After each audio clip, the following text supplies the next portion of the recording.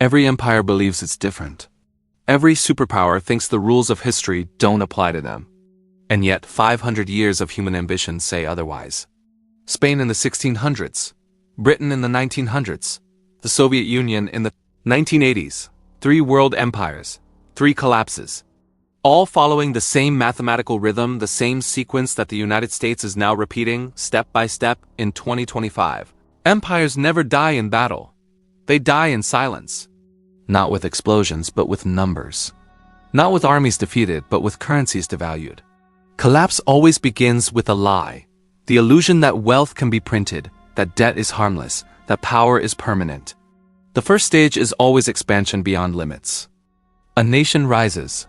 Its industries bloom, its armies grow, and its money becomes the language of global trade. The world begins to trust it blindly. That trust becomes the foundation of its dominance and also the seed of its destruction. Spain ruled half the planet with silver from the New World. Britain built its empire on coal, colonies, and the pound sterling. America built its own on oil, credit, and the dollar. Each of them reached a point where their reach outgrew their grasp, where maintaining power cost more than the power itself was worth. Then comes the second stage, arrogance. The empire believes it can't fall. It spends without restraint, borrows to maintain illusions, and prints to hide decay. It becomes addicted to its own success. Every problem is solved with more spending. Every crisis with more credit. Every warning ignored. But debt is not wealth. Inflation is not growth. And faith, once lost, never returns. In 2025, the United States stands precisely where those empires once stood. Overstretched militarily, indebted beyond reason, socially divided, and economically hollowed out. The dollar remains the global reserve currency not because it is strong, but because the alternatives are still weaker. For now, the cycle is unfolding. The pattern is visible. Stage 1, expansion. Stage 2, arrogance. Next comes the military burden, the overextension that drains resources faster than they can be replaced. Because power always has a price. And when that price exceeds the profit of empire, the countdown begins. In the next chapter, we will see how every empire in history collapsed under the same illusion.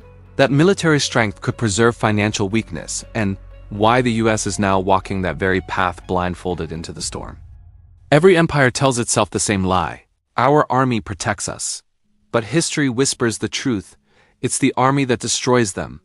The fall of every great power begins, not with defeat, but with ambition disguised as safety. Expansion dressed as protection, and debt disguised as strength. Spain was the first to believe the illusion. After conquering the New World, gold and silver poured into Madrid like a flood from heaven. The king believed this wealth was infinite. Armies were raised, fleets were built, wars were fought on 4 continents. They called it glory. But glory has a price. Each campaign devoured more silver than the mines of Peru could produce.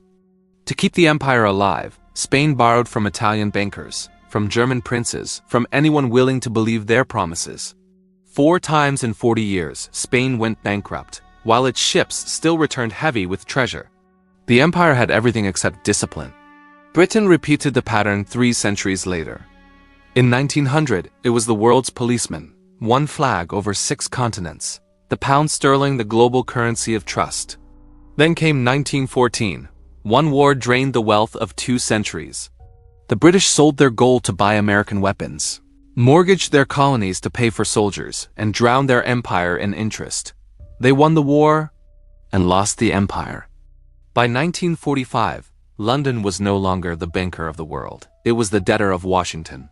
The British Empire ended not with a bang, but with a ledger. Then came the Soviets. They built tanks, missiles, submarines, a fortress state where every victory was measured in rockets, not bread. 15% of their GDP went to defense, double what America spent. They believed more weapons meant more power. But no empire survives when it feeds its guns and starves its people. By the 1980s, the shelves were empty, the factories obsolete, the ruble worthless. Oil prices collapsed, and with them, the illusion of strength. The Soviet Union imploded in silence, a superpower undone by arithmetic. And now the United States walks the same road. More than 750 bases in 80 countries, a presence in 150 nations. An $850 billion defense budget, greater than the next 10 countries combined. For decades, the world financed America's wars through the dollar. As long as the world needed dollars, Washington could print and spend without consequence. But when that faith fades, the weapon becomes a wound. Every aircraft carrier, every drone, every peacekeeping mission is paid with borrowed money.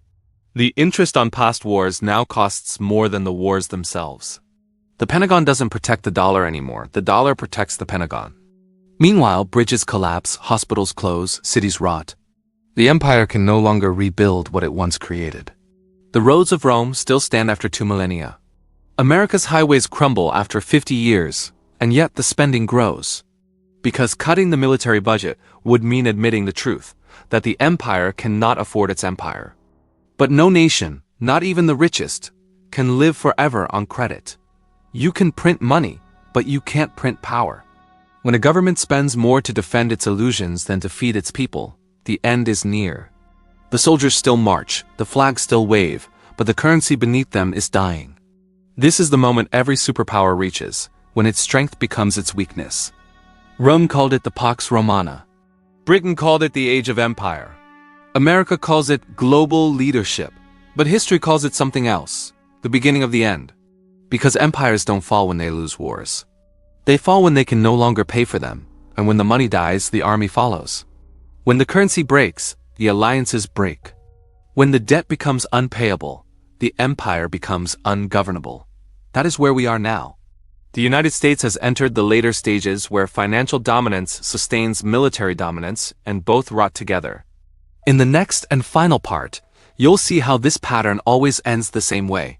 Currency collapse, social fracture, and the death of trust. Not someday in the future, but here, now, in real time. Every empire falls the same way. Not with bombs, not with war, but with the quiet death of its own currency. The collapse never begins in the streets, it begins in the numbers. In the promises that can't be kept, in the debt that can't be paid, in the paper that people stop believing in. When trust dies, money dies.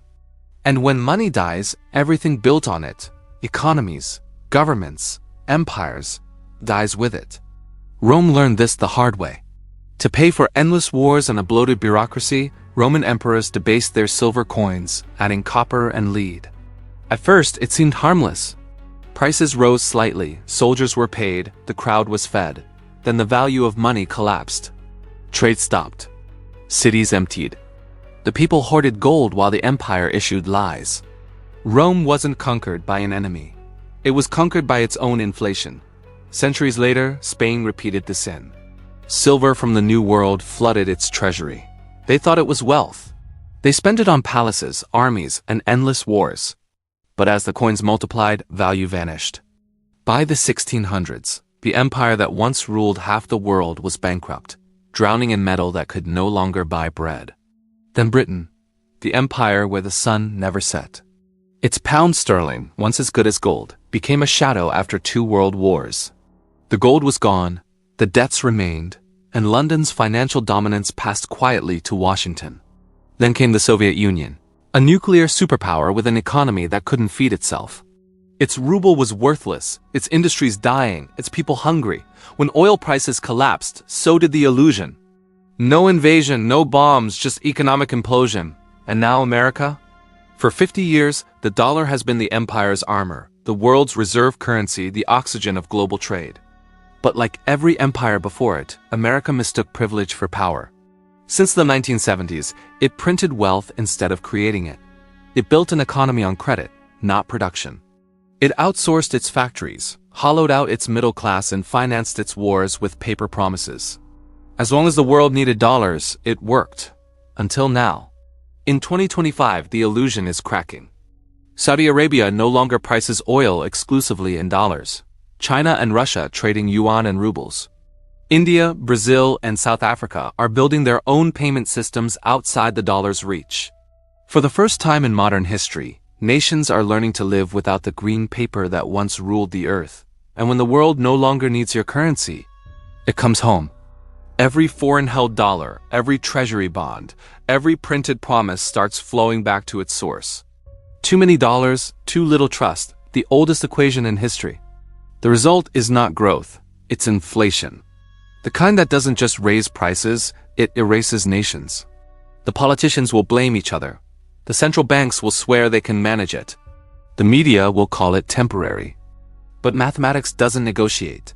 The currency is being debased in real time. And when the money dies, so does faith in government. To survive, they will do what every collapsing empire does. Tighten control, capital restrictions, bank freezes, new digital currencies for your safety. They will call it modernization, but it will be surveillance. They will call it stability, but it will be fear. Your money will exist, but it will no longer belong to you. Every transaction tracked, every purchase approved or denied. Freedom will fade not with revolution, but with a click to confirm. Meanwhile, the symptoms multiply.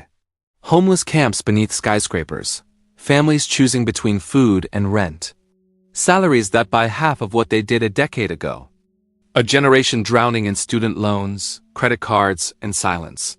These are not isolated problems, they are signals. Each one whispering the same message: the money is dying. The end won't be sudden, it never is. There will be rallies, optimism, fake recoveries. The markets will rise one last time, fueled by the final burst of printed hope. Then confidence will vanish. Banks will close temporarily. Withdrawals will be limited. Imports will double in price overnight. And the people will realize the truth that every generation forgets. You can't print food. You can't print oil. You can't print trust. The dollar will not disappear in one day. It will fade like Rome's denarius, like Spain's silver, like Britain's pound, step by step, until the world looks back and says, it was obvious all along. That's how an empire ends, not in fire but in disbelief. The soldiers still march. The flags still wave. But the money beneath them has already turned to dust, and those who understand this are already preparing. They're moving into gold, land, energy, agriculture, real things. They're learning the lesson written across centuries. Paper dies, value endures. Every empire believed it was exceptional. Every empire thought it had time. Every empire was wrong. Now, history writes the same final line once again. The empire's currency has died, and with it, its age. The question isn't if, it's when. And when that moment comes, the world won't change. It will simply reveal what was true all along.